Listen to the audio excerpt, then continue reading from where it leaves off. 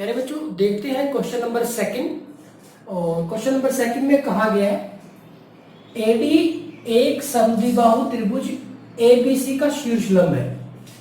एक तो बात जो त्रिभुज है वो कैसी है, समद्विबाहु त्रिभुज है, यानी कि इसकी दो भुजाएं बराबर है। और साथ में क्या है कि एडी इसका शीर्ष लंब है, इसका शीर्ष लंब है, जिसमें ए बी बराबर है ए सी, यानी कि जो दो भुजाएं बराबर है वो कौन सी है, ए बी और ए सी बराबर है। दर्शाइए कि एडी रेखाखंड बीसी को समद्विभाजित करता है। जो एडी है वो रेखाखंड बीसी को समद्विभाजित करता है। और दूसरा एडी कोण ए को समद्विभाजित करता है। जो एडी है वो कोण ए को भी समद्विभाजित करता है। यहाँ पे इसका चित्र आकृति नहीं दी गई है तो आकृति हमें खुद बनानी है इसकी। अब आप देखिए जो त्रिभुज है वो है एबीसी, एबीसी त्रिभुज है हमारे पास। तो ये हमने एबीसी त्रिभुज बना ली। अब उसमें कहा कि त्रिभुज कैसी है, समद्विबाहु त्रिभुज है। तो एबी और एसी बराबर है, तो ये हमने ये दोनों भुजाएं बराबर है, इसकी नोटेशन इंडिकेट कर दी। इसके बाद एडी इसका शीर्ष लंब है, यहां पे हमने शीर्ष लंब, एडी शीर्ष लंब है। अब देखो प्यारे बच्चों हमें सिद्ध क्या करना है, हमें सिद्ध करना है कि एडी रेखाखंड बीसी को समद्विभाजित करता है। तो ये पार्ट सिद्ध करने के लिए हमें क्या दिखाना है कि एडी बीसी को समद्विभाजित करता है, यानी कि बीडी और सीडी ये बराबर दिखाने हैं। तो अगर बीडी और सीडी बराबर हो गए यानी कि एडी बीसी को समद्विभाजित करता है, एक बात। दूसरी बात, एडी कोण ए को समद्विभाजित करता है। ये हमारे पास कोण ए है और एडी इसको समद्विभाजित कब करेगा, जब हमारा ये वाला कोण, कौन सा कोण, कोण बी ए डी इस कोण के बराबर होगा। किस कोण के, सी ए डी के, कोण सी ए डी के। तो इसका मतलब कोण ए को समद्विभाजित करेगा एडी। तो ये दो काम हमें करने हैं। अब देखो हम इसका हल देखते हैं। हमारे पास एक त्रिभुज एबीसी गिवन है, तो दिया है क्या, हमारे पास क्या गिवन है, त्रिभुज एबीसी, जिसमें हमें क्या दे रखा है कि दो भुजाएं इसकी जो बराबर है कौन कौन सी है, ए बी बराबर है ए सी। तो एक तो ये चीज गिवन है। इसके बाद और क्या है, एडी बीसी का, एडी बीसी पर लंब है। जो एडी है वो बीसी पर लंब है।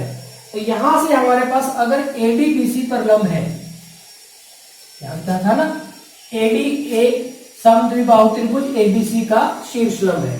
तो ये जो एडी है ये शीर्ष लंब है और एडी किस पे लंब है, एडी है जो बीसी पर लंब है। अब इसका मतलब ये कोण 90 डिग्री का है और ये भी कोण 90 डिग्री का है। तो यहां से हम लिख सकते हैं कि कोण एडीबी ये 90 डिग्री का होगा और कोण एडीसी ये भी तो 90 डिग्री का होगा। दोनों ही होंगे, एडीसी बराबर है 90 डिग्री। तो इसको हम समीकरण 2 मानते हैं। अब ये दो बातें हैं हमारे पास। अब देखो हम क्या करते हैं, हम लिखते हैं कि त्रिभुज, एक तो हम ये त्रिभुज लेते हैं एडीबी, त्रिभुज एडीबी और त्रिभुज एसीडी में एक तो हमने ले ली एडीबी और दूसरी ले लेते हैं एडीसी ही ले लेते हैं, एडीसी में। तो ये त्रिभुज हमने ले ली।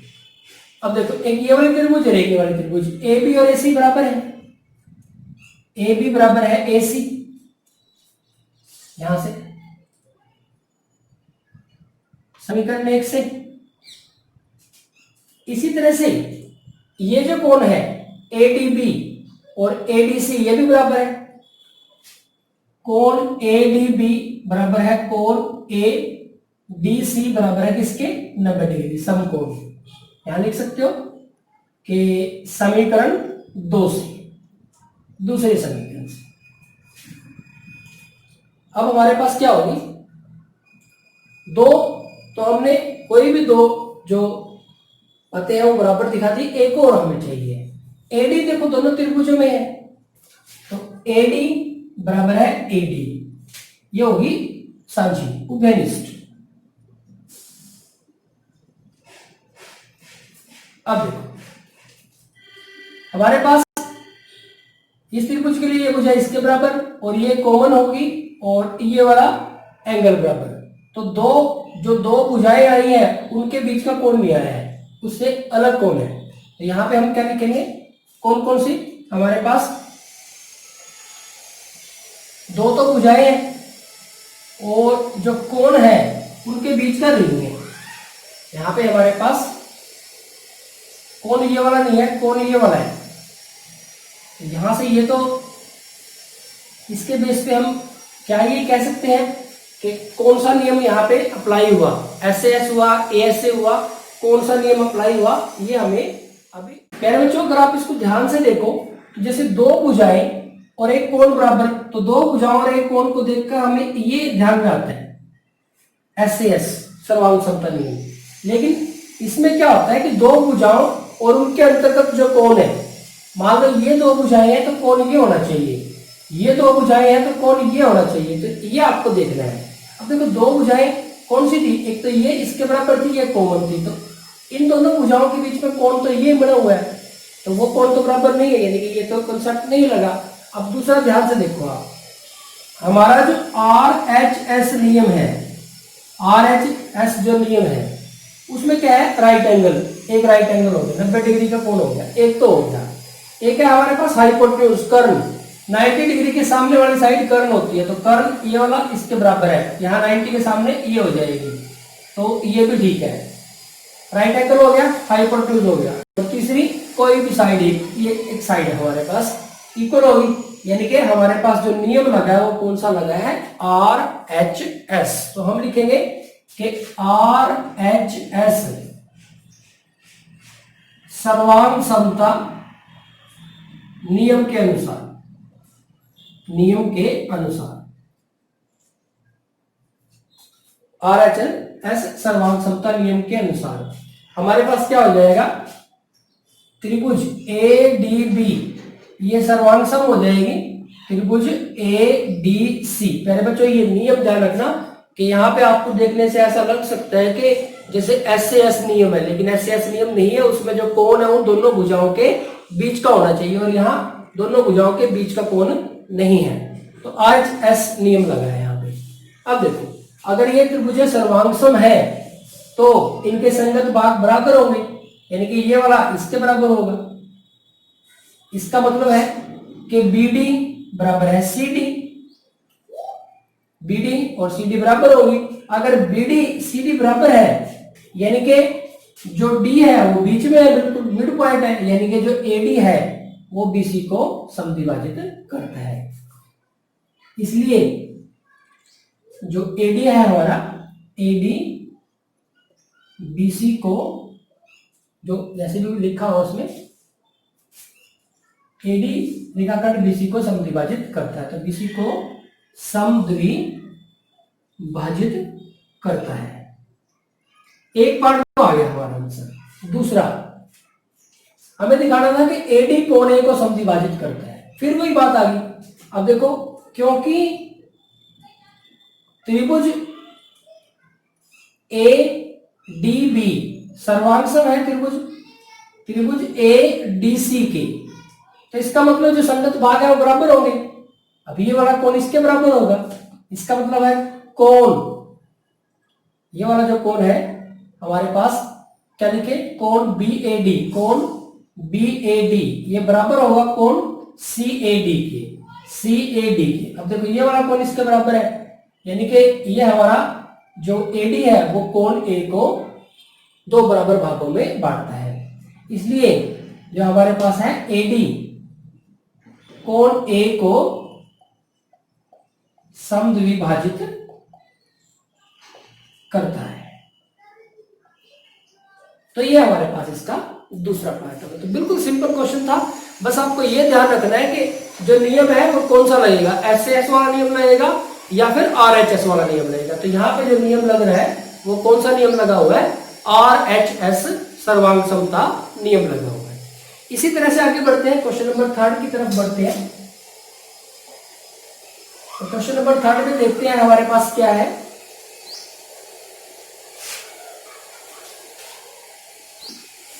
क्वेश्चन नंबर थर्ड है हमारे पास, एक त्रिभुज एबीसी की दो भुजाएं AB और BC तथा माध्यिका AM क्रमशः एक दूसरे त्रिभुज की भुजाओं PQ और QR तथा माध्यिका PN के बराबर है। यानी कि यहाँ पे दो त्रिभुजें दी हुई है। एक तो त्रिभुज जो दी हुई है वो है हमारे पास ABC, जिसमें A, B और C, और इसमें जो AM है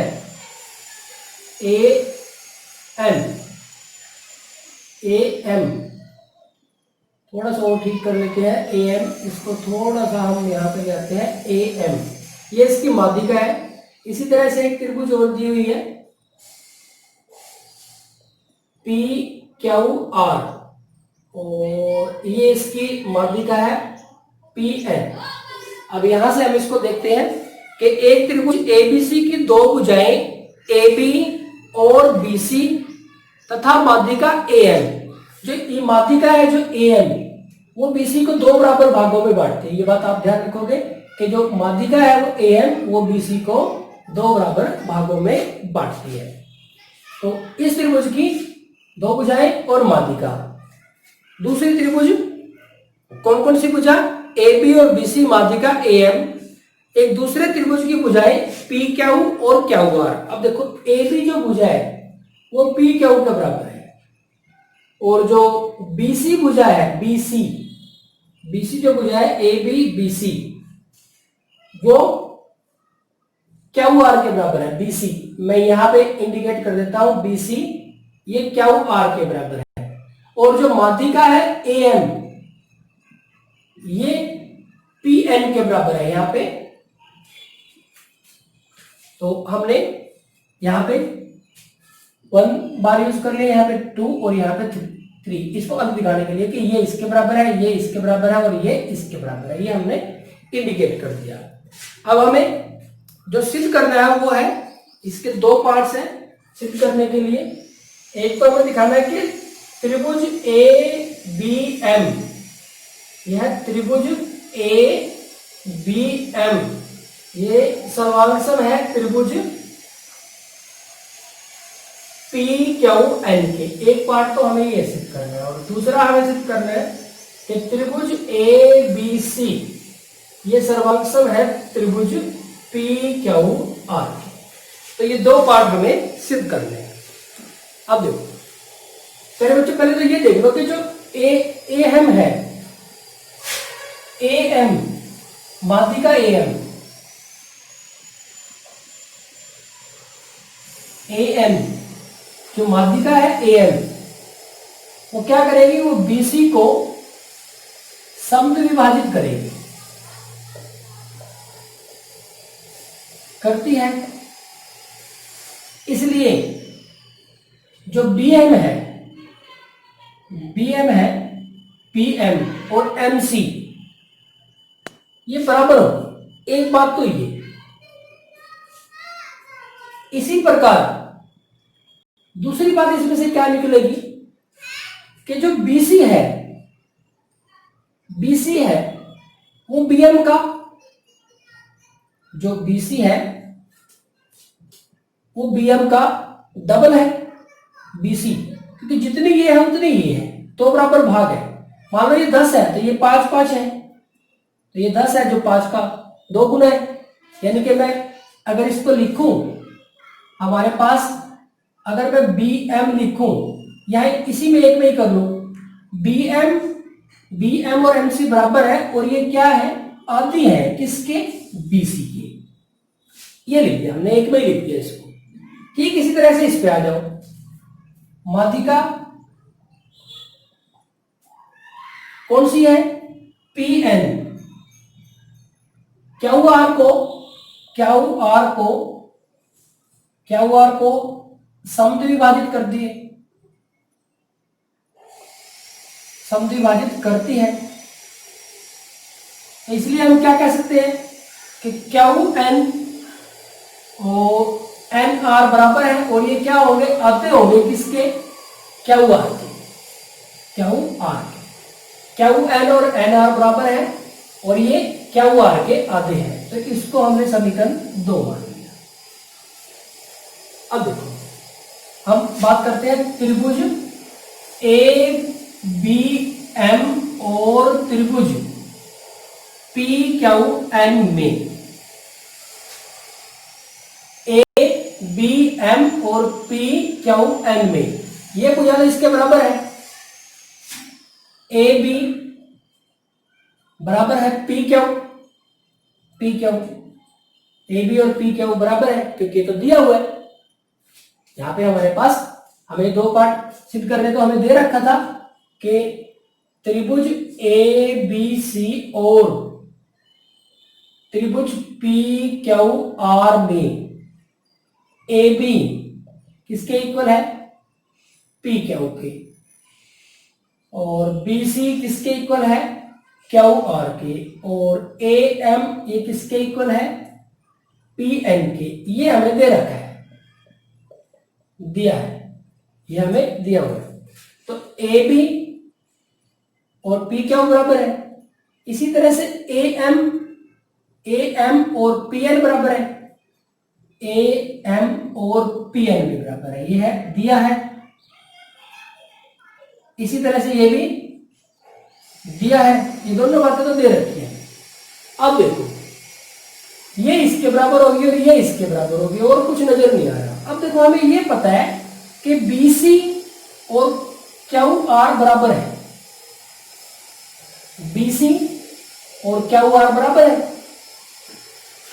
हमें पता है कि बी सी बराबर है क्यू आर, ये दिया है, दे रखा है बी सी और क्यू आर बराबर है, ये हमें दिया हुआ है। अब हमें क्या चाहिए, देखो बी एम चाहिए, बी एम पे आ जाओ, बी एम, बी एम। मैं अगर बी सी की जगह पे बी एम लिखूं तो बी सी तो बड़ा है, बी एम आता है, तो ये 2 बी एम के बराबर होगा, बी एम।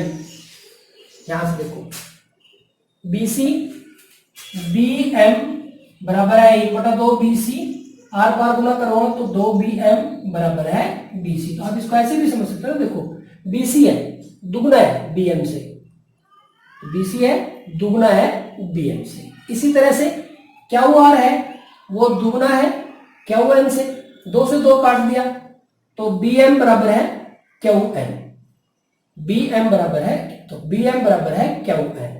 इसको समीकरण 3 मान लिया। तो यहां हम लिखेंगे कि बी एम बराबर है क्यू एन, समीकरण 3 से। अब आप देख लो कि ये वाली इसके इक्वल होगी साइड, ये साइड इसके इक्वल होगी, ये साइड इसके इक्वल होगी। तो हमारे पास नियम क्या लग गया, S S S, S S S सर्वांग समता नियम के अनुसार, नियम के अनुसार एस एस एस सर्वांग समता नियम के अनुसार जो त्रिभुज ए बी एम है वो सर्वांग सम होगी त्रिभुज पी क्यू एन के। त्रिभुज ए बी एम सर्वांग सम होगी त्रिभुज पी क्यू एन के। एक पार्ट तो हो गया। अब दूसरे पार्ट पे आ जाओ। इसी तरह से दूसरे पार्ट की अगर हम बात करें कि त्रिभुज ए बी सी और त्रिभुज पी क्यू आर में, यहां ए बी और पी क्यू बराबर है, ए बी बराबर है पी क्यू दिया है। इसी तरह से बी सी बराबर है बी सी और क्यू आर बराबर है क्यू आर, ये भी दिया है। एक और रहेगा कोई भी। अब आप देखें एक और कैसे निकालेंगे। यहां पे है क्योंकि त्रिभुज ए बी एम सर्वांगसम है त्रिभुज पी क्यू एन के। ए बी एम सर्वांगसम है पी क्यू एन के, तो ये कोण इसके बराबर होगा। तो कोण बी बराबर है कोण क्यू, नियम लिख दोगे सीपी सीटी, सर्वांग त्रिभुजों के संगत भाग। अब देखो ये हमने छोटी त्रिभुज के लिए लिया है। अब आप पूरे त्रिभुज की बात करें, त्रिभुज ABC और त्रिभुज PQR, तो ये कोण तो इनमें भी आया हुआ है। तो यहाँ पे हम इसको अगर नंबर डाल दें, 4 डाल दें, नियम लिख दें CP/CT से, तो कोण B बराबर है कोण Q। यहां लिख देंगे समीकरण 4 से। अब देखो ये साइड इसके इक्वल होगी, ये साइड इसके इक्वल होगी, और इनके बीच का, दो साइड है और उनके बीच का एंगल भी इक्वल हो गया, एंगल इक्वल हो गया। तो यहां पे दो साइड और उनके बीच का एंगल SAS सर्वांग समता नियम के अनुसार